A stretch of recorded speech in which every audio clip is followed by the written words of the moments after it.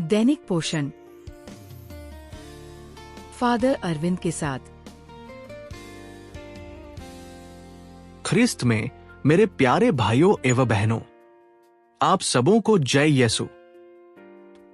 संत लूका के सुसमाचार अध्याय 11 पद संख्या 20 में प्रभु यीशु एक बहुत बड़ी बात कहते हैं।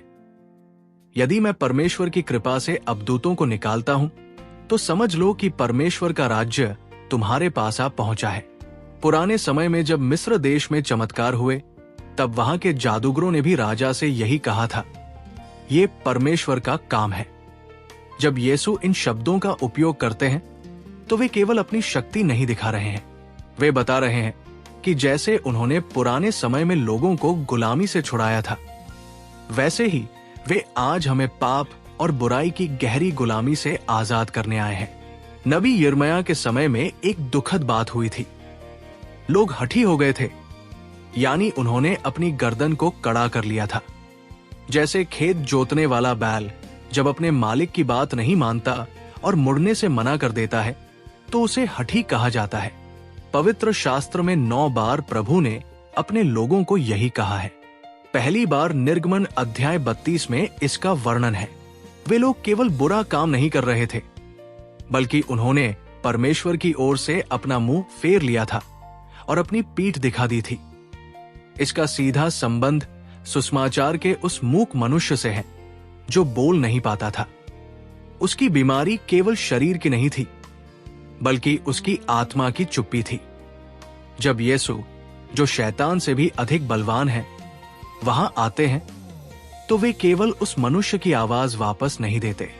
वे परमेश्वर की उंगली से एक नया नियम लिखते हैं, पत्थर की पट्टियों पर नहीं, बल्कि मनुष्य के हृदय पर, जैसा कि एजेकियल अध्याय 36 पद संख्या 26 में वादा किया गया था। 40 का ये समय अपने जीवन की दिशा बदलने का समय है।